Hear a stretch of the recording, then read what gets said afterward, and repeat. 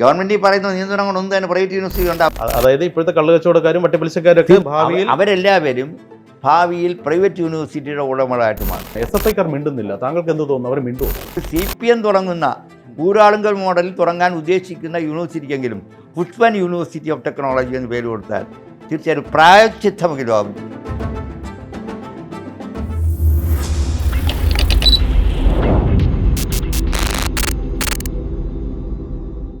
നമസ്കാരം.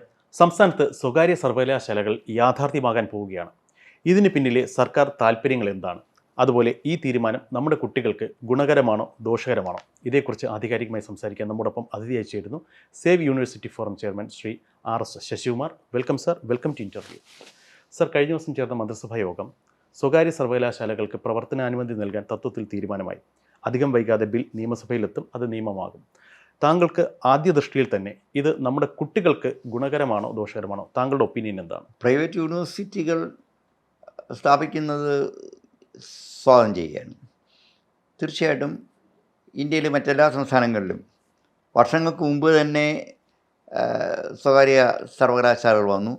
വാസ്തവത്തിൽ ഇപ്പോൾ ഈ സർക്കാരിനെ സംബന്ധിച്ചോളം ഇത് ഒരു ഉദിച്ച വിവേകമായിട്ടാണ് ഞാൻ കാണുന്നത്. CPMൻ്റെ പ്രഖ്യാപിത നയമാണ് സ്വകാര്യ മേഖലയിൽ സ്ഥാപനങ്ങൾ, വിദ്യാഭ്യാസ സ്ഥാപനങ്ങൾ പ്രത്യേകിച്ച് തുടങ്ങാൻ പാടില്ല എന്നുള്ളത്. അപ്പോൾ ഇപ്പോൾ അവർ തുടങ്ങാൻ തീരുമാനിക്കുമ്പോൾ വാസ്തവത്തിൽ കേരളത്തിലെ ഗവൺമെൻറ് എന്ന് പറയുന്നത് CPMൻ്റെ ഗവൺമെൻറ് അല്ല എന്നുകൂടി അവർ പ്രഖ്യാപിക്കാൻ തയ്യാറാവണം. അവരുടെ പ്രഖ്യാപിത നയത്തിനെതിരായിട്ടാണ്. എങ്കിലും അവർക്ക് മാറി ചിന്തിക്കാൻ ഉള്ള അവസരം ഉണ്ടായത് സ്വാഗതാർഹമാണ്.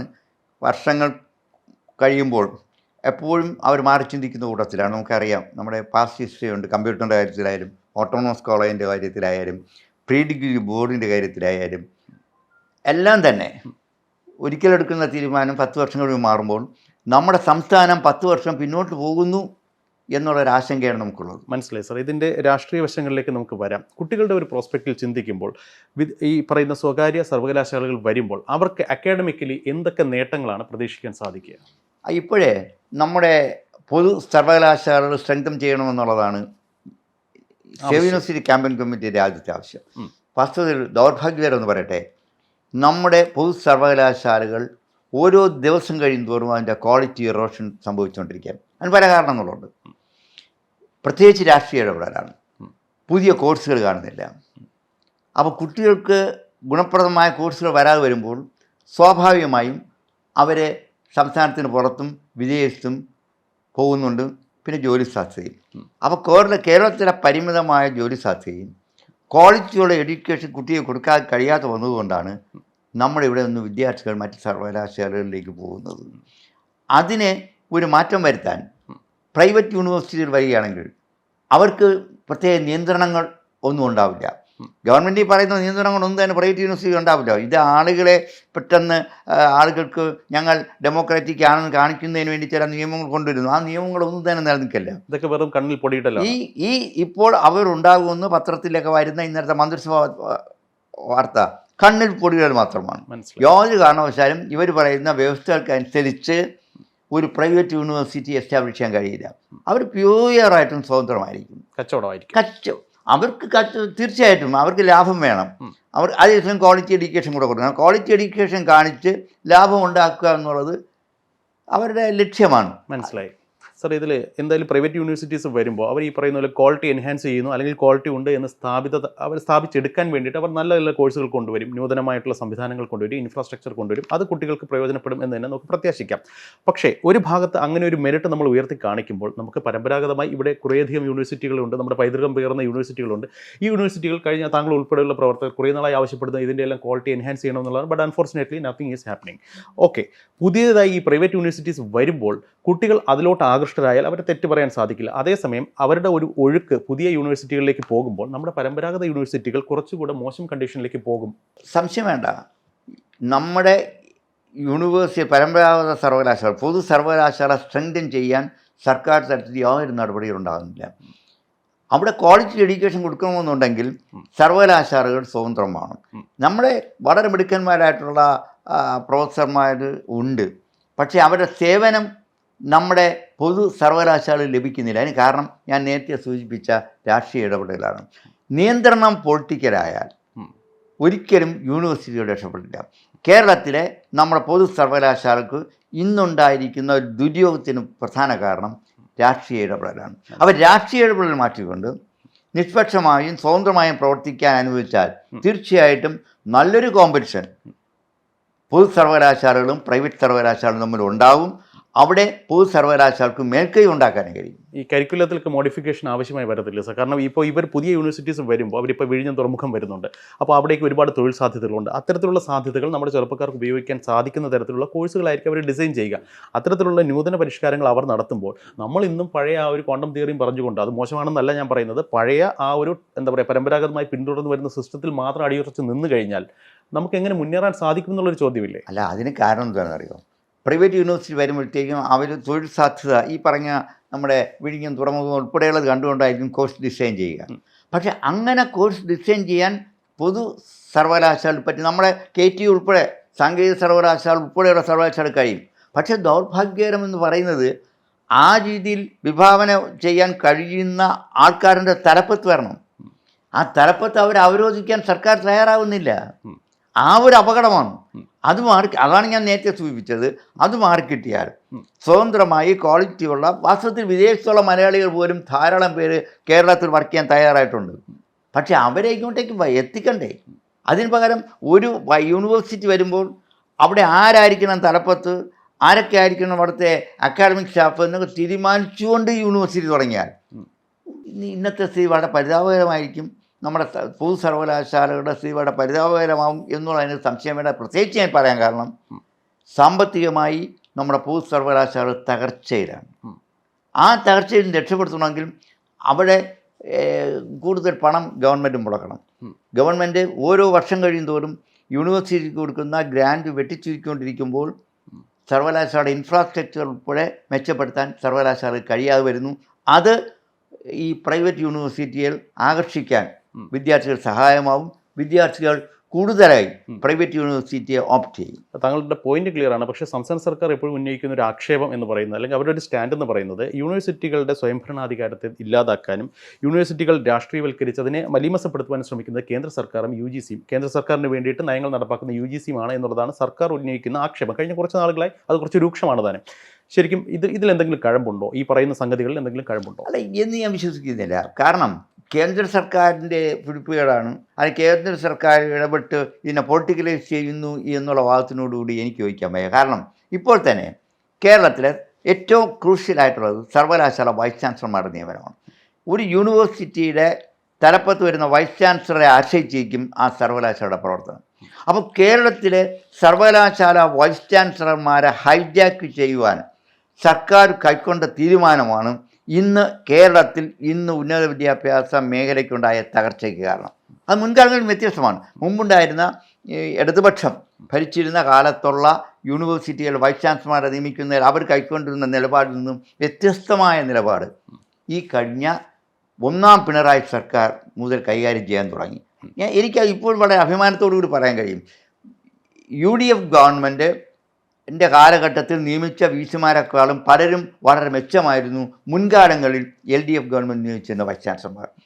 കാരണം അവർ കുറച്ചുകൂടി സ്വതന്ത്രമായി പ്രവർത്തിക്കുമായിരുന്നു. ഡോക്ടർ ഇക്ബാൽ, അവരെല്ലാവരും വളരെ മിടുക്കന്മാരായിട്ടുള്ള ആൾക്കാരെ വൈസ് ചാൻസലർമാരെ നിയമിച്ചു. അവർ കുറച്ചുകൂടി ഇൻഡിപെൻഡൻ്റ് ആയിട്ടും ചിന്തിച്ചിരുന്നു. സാറിൻ്റെ പോയിന്റ് ക്ലിയർ ആണ്. പക്ഷേ നമ്മളൊരു 25 വർഷം പിന്നിലേക്ക് ഒന്ന് ചിന്തിക്കുകയാണെന്നുണ്ടെങ്കിൽ അന്നത്തെ AK ആൻ്റണി സർക്കാർ, 2001 AK ആൻ്റണി സർക്കാരിനെ കുറിച്ചാണ് പറയുന്നത്.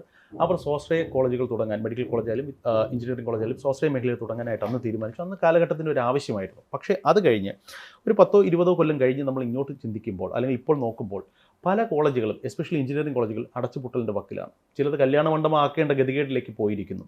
ശരിക്കും ഇപ്പോൾ കച്ചവട താല്പര്യത്തോടു കൂടി തുടങ്ങുന്ന ഈ സ്വാശ്രയ യൂണിവേഴ്സിറ്റികൾ മേ ബി ഒരു 10 years ലേറ്റർ ഇതേ അവസ്ഥയിലേക്ക് പോകില്ല എന്ന് ഉറപ്പ് പറയാൻ സാധിക്കുമോ നോക്കാം? AK ആൻ്റണി മുഖ്യമന്ത്രിയായിരുന്നപ്പോൾ അദ്ദേഹം കേരളത്തിലുള്ള ഒത്തിരി വിദ്യാർത്ഥികൾ തമിഴ്നാട്ടിലും കർണാടകയിലും എഞ്ചിനീയറിങ്ങിനും മെഡിസിനും പഠിക്കാൻ പോകുന്നതായിട്ട് ശ്രദ്ധിച്ചതിനെ തുടർന്നാണ് നമുക്ക് എന്തുകൊണ്ട് സ്വാശ്രയരായിക്കൂടാ എന്നൊരു ചിന്ത വന്നത്. തീർച്ചയായിട്ടും വളരെ കുറച്ച് കോളേജുകൾക്കാണ് അദ്ദേഹം സാങ്ഷൻ കൊടുത്തത്. അന്ന് അതിന് ഏറ്റവും ശക്തമായി എതിർത്തത് CPM ആണ്. കാരണം സ്വകാര്യ മേഖലയിൽ വിദ്യാഭ്യാസ സ്ഥാപനങ്ങൾ തുടങ്ങുന്നത് അപകടം ചെയ്യും എന്ന രീതിയിൽ. വാസ്തവത്തിൽ ഞാൻ മനസ്സിലാക്കുന്നത് ഇവിടെ സ്വകാര്യ മേഖലയിൽ കോളേജ് തുടങ്ങുന്നതിന് ഏറ്റവും എതിർപ്പ് കാണിച്ചിരുന്നത് CPM ആണ്. അവരാശയം പറയുന്നെങ്കിലും അതിൻ്റെ പിന്നിൽ തമിഴ്നാട് ലോബിയും കർണാടക ലോബിയും വളരെ ശക്തമായി ഇവരെ സ്വാധീനിക്കുന്നുണ്ടായിരുന്നു. ആ എതിർപ്പെല്ലാം അവഗണിച്ചുകൊണ്ടാണ് AK ആൻ്റണി കോളേജ് തുടങ്ങിയത്. പക്ഷേ അതിനുശേഷം എന്തായി? അതിനുശേഷം വന്ന ഗവൺമെൻറ് LDF ഗവൺമെൻറ്റും ആവശ്യപ്പെട്ടവർക്കെല്ലാം കോളേജ് കൊടുത്തത് ഡീലായിരുന്നു. അത് പല സ്വകാര്യ മുതലാളിമാർ വിദ്യാഭ്യാസ മേഖലയുമായി യാതൊരു ബന്ധമില്ലാത്തവർ കച്ചവട താല്പര്യത്തോടു കൂടിയാണ് എഞ്ചിനീയറിംഗ് കോളേജ് തുടങ്ങിയത്. ഒരു പരിധിവരെ മെഡിക്കൽ കോളേജ് തുടങ്ങിയാൽ അത്ര പെട്ടെന്ന് സാധ്യമല്ല. എഞ്ചിനീയറിംഗ് കോളേജ് വ്യാപകമായി തുടങ്ങിയപ്പോൾ ക്വാളിറ്റി എറോഷൻ ഉണ്ടാവും. അവിടെ ക്വാളിറ്റിയുള്ള അധ്യാപകരില്ല.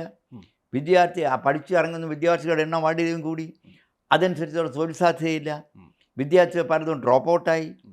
പല വിദ്യാർത്ഥികളും ഈ BTech MTech കഴിഞ്ഞ് പറയുന്ന വിദ്യാർത്ഥികൾ ലോ ഡിവിഷൻ ക്ലാർക്ക് എന്ന ടെസ്റ്റ് എഴുതേണ്ട ഒരു നിലയിലേക്ക് വന്നപ്പോൾ എഞ്ചിനീയറിംഗിൻ്റെ അട്രാക്ഷൻ കുറഞ്ഞു.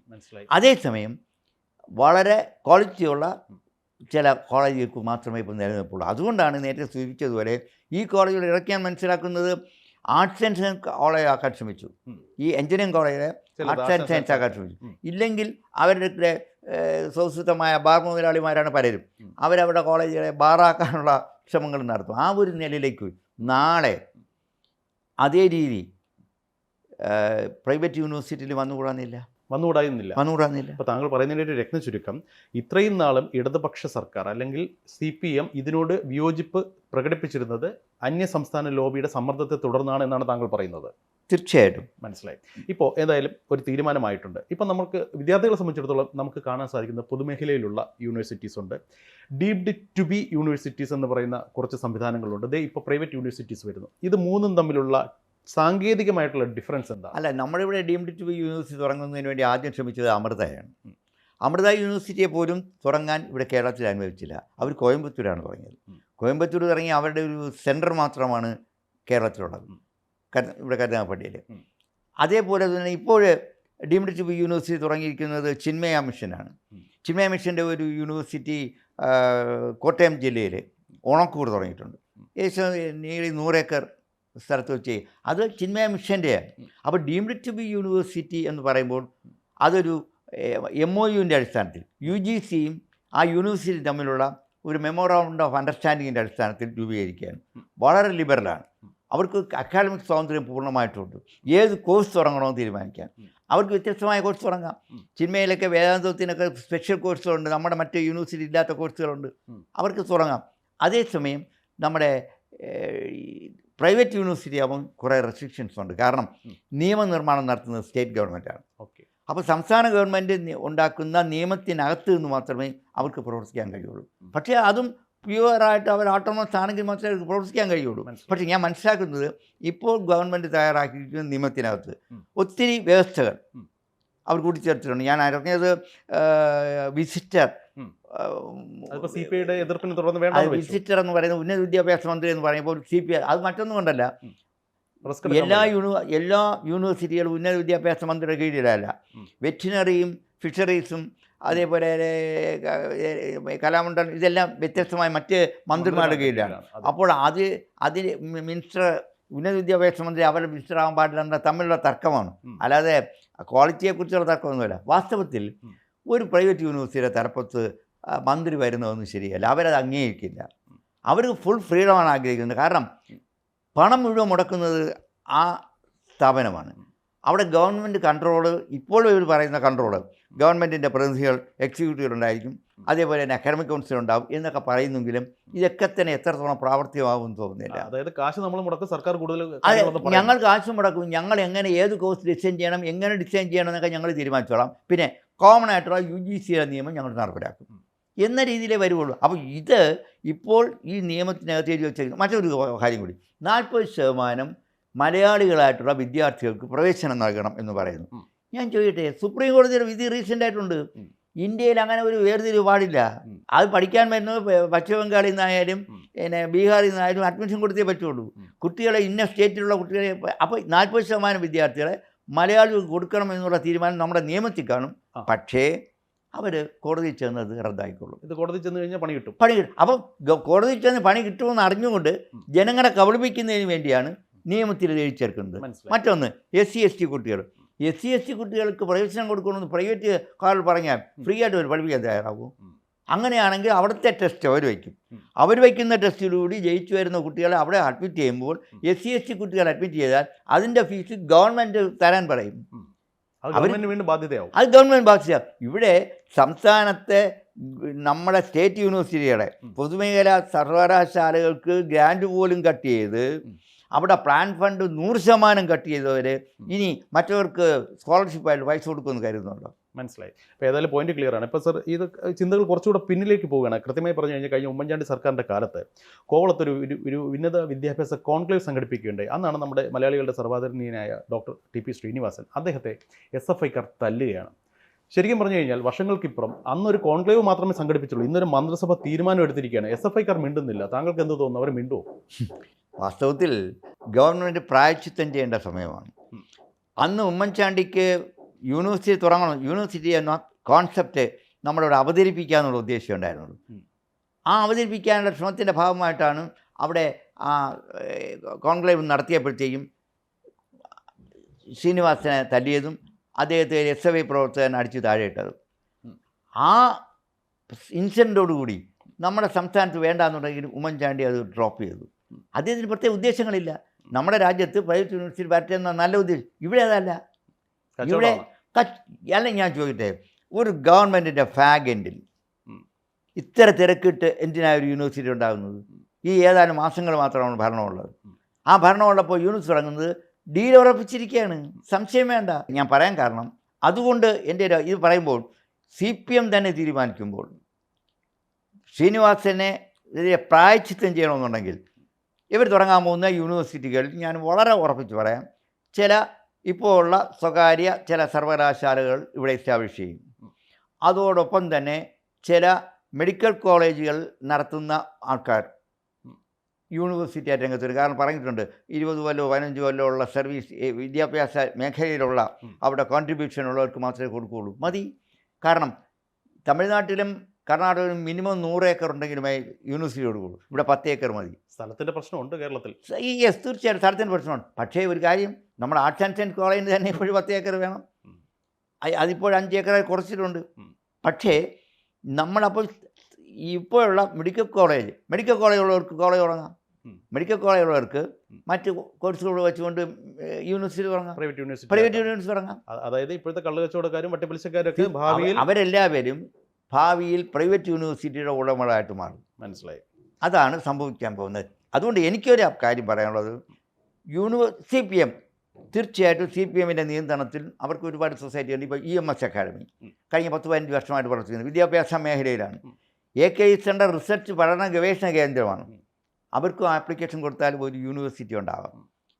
തീർച്ചയായിട്ടും. അതുകൊണ്ട് എനിക്കിത് പറയുമ്പോൾ എൻ്റെ മനസ്സിനകത്ത് ഓർമ്മകൾ എന്തറിയോ, കൂത്തുപറമ്പ് വെടിവെപ്പും നമ്മുടെ പുഷ്പനുമാണ്.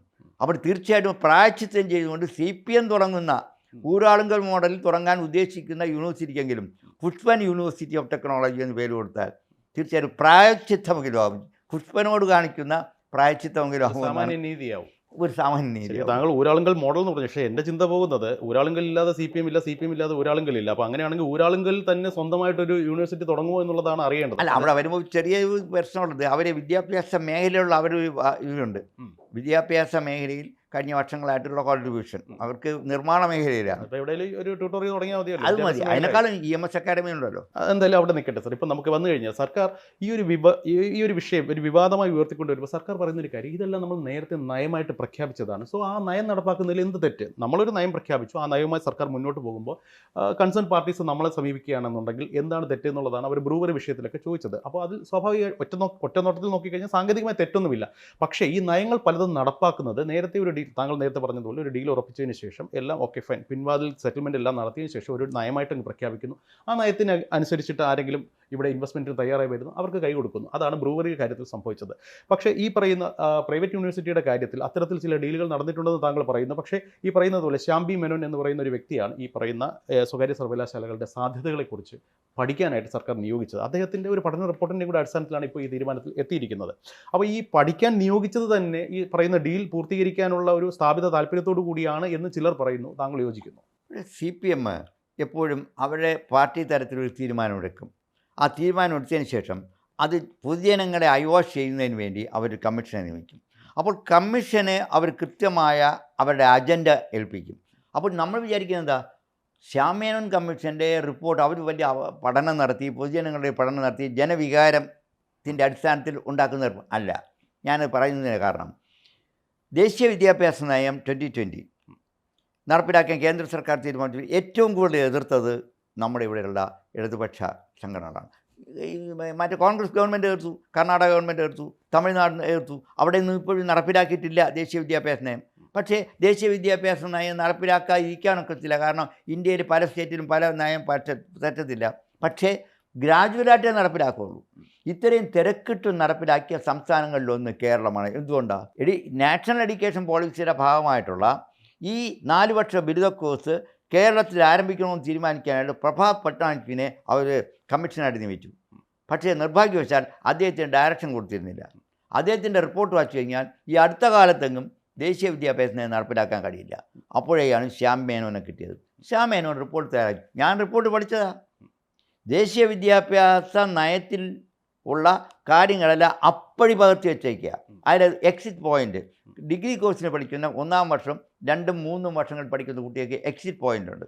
1ാം വർഷം കഴിഞ്ഞ് ഒരു സർട്ടിഫിക്കറ്റ് വാങ്ങുമ്പോൾ മറ്റേ ഡിപ്ലോമ വാങ്ങുമ്പോൾ ആ ഭാഗം മാറ്റിയെന്നുള്ള ഒഴിച്ചാൽ ദേശീയ വിദ്യാഭ്യാസ നയത്തിൽ എന്താണോ പറഞ്ഞിരിക്കുന്നത്, CPM ഇന്നലകളിൽ ദേശീയ വിദ്യാഭ്യാസ നയത്തെ എന്തുമാത്രമേ എതിർത്തിട്ടുള്ളൂ. തിരക്കിട്ട് നടപ്പിലാക്കുകയായിരുന്നു. ഇവിടെയുള്ള അധ്യാപകർക്കോ ഇവിടെയുള്ള യൂണിവേഴ്സിറ്റിയൊക്കെ വേണ്ട ഓറിയൻറ്റേഷൻ കൊടുക്കാതെ തിരക്കിട്ട് നടപ്പിലാക്കിയതിൻ്റെ പിന്നിലുള്ള പ്രശ്നം എന്താണെന്നറിയോ? ഇന്ത്യ ഗവൺമെൻറ് ഇതിനു വേണ്ടി അനുവദിച്ചിട്ടുള്ള ഗ്രാൻഡ് തുക ആദ്യം കിട്ടിയ സംസ്ഥാനങ്ങളിലൊന്നും കേരള ഗവൺമെൻറ്റാണ്. അപ്പോൾ കേന്ദ്ര സർക്കാരിൻ്റെ ഫണ്ട് വാങ്ങിച്ചു മാറ്റുക എന്നുള്ള ഉദ്ദേശത്തോടു കൂടിയാണ് ശ്യാം മേനോനെ കമ്മീഷനെ മാറ്റതെന്ന് പറയും. ചുരുക്കം പറഞ്ഞാൽ നിങ്ങളിട്ടാൽ എന്താ പറയുക വള്ളിനിക്കർ, ഞാനിട്ടാൽ ബർമുഡ. ആ ഒരു ഇവിടെ വള്ളിനിക്കർ വാങ്ങിക്കാൻ, ഇവിടെ വള്ളിനിക്കറിന് പകരം ബർമുഡ വാങ്ങിക്കാനായിട്ട് ശ്യാം മേനോനെ നിയമിച്ചു. അതേ ഉള്ളൂ. അത് തന്നെയാണ് പ്രൈവറ്റ് യൂണിവേഴ്സിറ്റി ആയിരുന്നു. പ്രൈവറ്റ് യൂണിവേഴ്സിറ്റിയും ശ്യാം മേനോനെ ഏൽപ്പിച്ചപ്പോൾ കൃത്യമായിട്ട് അദ്ദേഹം കൊടുത്തു. ഇപ്പോൾ ആപ്റ്റ് ടൈമാണ്. നമ്മുടെ വിദ്യാർത്ഥികൾ വിദേശത്തേക്ക് പോകുന്നു, നമ്മുടെ വിദ്യാർത്ഥികൾ അന്യ സംസ്ഥാനങ്ങളിലേക്ക് പോകുന്നുണ്ട്. കാര്യം എന്താ? ഇപ്പം നമ്മുടെ തൊട്ടടുത്തുള്ള Christ university, Vellore university of technology, SRM എല്ലാ യൂണിവേഴ്സിറ്റിയിലും തുടങ്ങിയിട്ട് വർഷം 10-20ആയി. ഈ CPMൻ്റെ എതിർപ്പില്ലായിരുന്നെങ്കിൽ വർഷങ്ങൾക്ക് മുമ്പ് കേരളത്തിൽ പ്രൈവറ്റ് യൂണിവേഴ്സിറ്റി വന്ന് ഇന്ന് എസ്റ്റാബ്ലിഷ് ചെയ്യാമായിരുന്നു. ഒരു ചോദ്യം ചോദിച്ചോട്ടെ സാർ ഇതിനിടയിൽ. അതായത് താങ്കൾ പറഞ്ഞു ഈ വിദേശത്തേക്ക് കുട്ടികൾ ഒഴുകുന്നു എന്ന് പറയുന്നു. ഇവിടെ പ്രൈവറ്റ് യൂണിവേഴ്സിറ്റികൾ വന്നു കഴിഞ്ഞാൽ ഈ ഒഴുക്ക് നിൽക്കും എന്ന് താങ്കൾക്ക് തോന്നുന്നു? ഞാൻ ഒരിക്കലും പ്രതീക്ഷിക്കുന്നില്ല. കാരണം ഇപ്പോൾ വരുന്ന പ്രൈവറ്റ് യൂണിവേഴ്സിറ്റി വന്നാലും കാരണം നമ്മുടെ യൂണിവേഴ്സിറ്റി എസ്റ്റാബ്ലിഷ് ചെയ്യണമെങ്കിൽ ഇനി 10-15 വർഷം എടുക്കും. അപ്പോഴേക്കും വിദ്യാർത്ഥികൾ, നമ്മുടെ കുട്ടികൾ അങ്ങനെ കാത്തു നിൽക്കില്ല. കുട്ടികളുടെ ഒഴുക്ക് കൂടുന്ന 2 കാര്യങ്ങളുണ്ട്. വിദ്യാഭ്യാസം മാത്രമല്ല, തൊഴിലും. നമ്മുടെ കേരളത്തിൽ സെറ്റിലാവാം, അവരവിടെ ചെന്ന് സെറ്റിലാവുന്ന അവർ തിരിച്ചു വരുന്നില്ല. ആ കുട്ടികൾ വിദ്യാഭ്യാസം മാത്രം പ്രതീക്ഷ അല്ല വിദേശത്ത് പോകുന്നത്, ലൈഫ് കണ്ടുപോകുന്നവരാണ്. Our life കണ്ടുപോകുന്നത്. അത് കേരളത്തിലെ ഇന്ത്യയിലെ മൊത്തത്തിൽ പോകുന്നുണ്ട്. അത് അവർ ലൈഫ് കണ്ടു പോകുന്നവരാണ്. അതുകൊണ്ട് കേരളത്തിൽ ഈ പ്രൈവറ്റ് യൂണിവേഴ്സിറ്റി വന്നുകൊണ്ട് നമ്മുടെ ഇവിടെയൊക്കെ വിദ്യാർത്ഥികളെ പിടിച്ചു നിർത്താമെന്ന് കരുതിയാൽ അത് തെറ്റാണ്. എൻ്റെ ഒരു അഭിപ്രായം, ഈ യൂണിവേഴ്സിറ്റികൾ വരുന്നതോടുകൂടി ഞാൻ പ്രതീക്ഷിക്കുന്നത് പൊതുവിദ്യാഭ്യാസ മണ്ഡലത്തിൽ നിന്നും നമ്മുടെ സർക്കാർ വീണ്ടും പിന്നോട്ട് പോകും. അതിന് ഒരു പ്രധാന കാരണം, കേരളത്തിൽ എന്തിനാണ് ഇത്ര യൂണിവേഴ്സിറ്റി? കേരളത്തിലെ യൂണിവേഴ്സിറ്റികളെ സ്ട്രെങ്തൻ ചെയ്യുന്നതിന് പുതിയ യൂണിവേഴ്സിറ്റികൾ ഉണ്ടാക്കി. അത്രയും VC-മാരെ നിയമിച്ചുകൂടെ?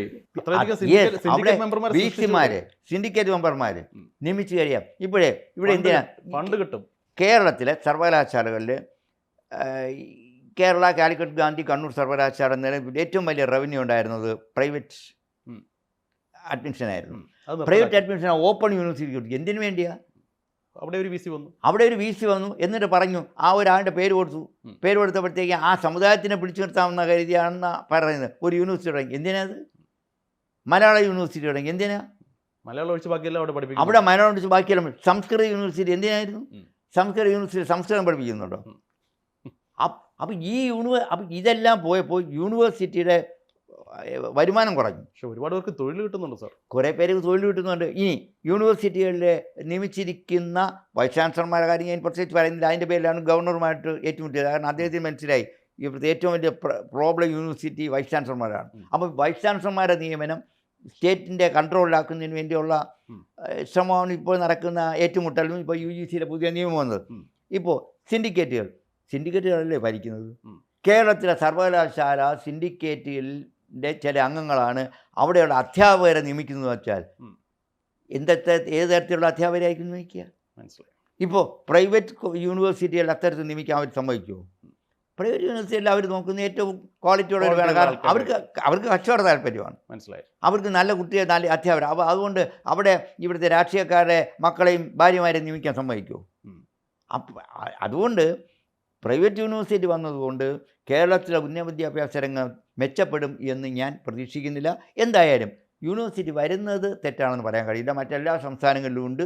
അതുപോലെ നമ്മുടെ സംസ്ഥാനത്തും വരട്ടെ. പക്ഷേ ഈ ഗവൺമെൻറ് പറഞ്ഞ കണ്ടീഷൻസ് ഒന്നും തന്നെ അവിടെ ഇവർക്ക് നടപ്പിലാക്കാൻ കഴിയില്ല. സാദർഭ്യമായിട്ട് ഞാൻ ഒരു കാര്യം ഓർത്തു പോവുകയാണ്. ഇപ്പോൾ അതായത് പ്രൈവറ്റ് യൂണിവേഴ്സിറ്റികൾ വരുന്നു എന്ന് പറയുന്നു, അത് ക്വാളിറ്റിയുള്ള സ്റ്റാഫും ഫാക്കൽറ്റി അടിസ്ഥാന സൗകര്യങ്ങളെല്ലാം ഉണ്ടാവുമെന്ന് പറഞ്ഞപ്പോൾ ഞാനൊരു 10-20 കൊല്ലം മുന്നേ ഒന്ന് പുറകിലോട്ടൊന്ന് സഞ്ചരിക്കുകയാണ്. അന്ന് കേരളത്തിലൊരു പ്രമുഖ പത്രത്തിൻ്റെ അഡ്വർട്ടോറിയൽ, അതായത് സ്വകാര്യ യൂണിവേഴ്സിറ്റികൾക്ക് വേണ്ടിയിട്ട് അല്ലെങ്കിൽ സ്വകാര്യ അന്യസംസ്ഥാന കോളേജുകൾക്ക് വേണ്ടിയിട്ടൊക്കെയുള്ള പരസ്യങ്ങൾ വരുമ്പോൾ ആ പരസ്യത്തിൽ എഴുതേണ്ട വാചകങ്ങളൊക്കെ ഒരു കണ്ടന്റ് റൈറ്റ് ചെയ്ത് കൊടുക്കാനായിട്ട് എന്നെ ഒരു പ്രമുഖ പത്രത്തിൻ്റെ അഡ്വർടൈസിംഗ് ടീം സമീപിച്ചിട്ടുണ്ടായിരുന്നു. അന്ന് ഞാൻ അവർക്ക് വേണ്ടിയിട്ട് എഴുതി കൊടുത്തു. അവർക്ക് മറൈൻ എഞ്ചിനീയറിംഗിൻ്റെ കോഴ്സ് ഉണ്ട്, അഡ്വാൻസ്ഡ് ആണ്, അവിടെ സോ ഇൻഫ്രാസ്ട്രക്ചർ ഒക്കെ ഉണ്ട്, കപ്പലുണ്ടെന്നൊക്കെ പറഞ്ഞിട്ടാണ് അവർ തന്ന സാധനങ്ങൾ അതേപോലെ ഞാൻ ആലങ്കാരികമായി എഴുതി കൊടുത്തു എന്നുള്ളതേ ഉള്ളൂ.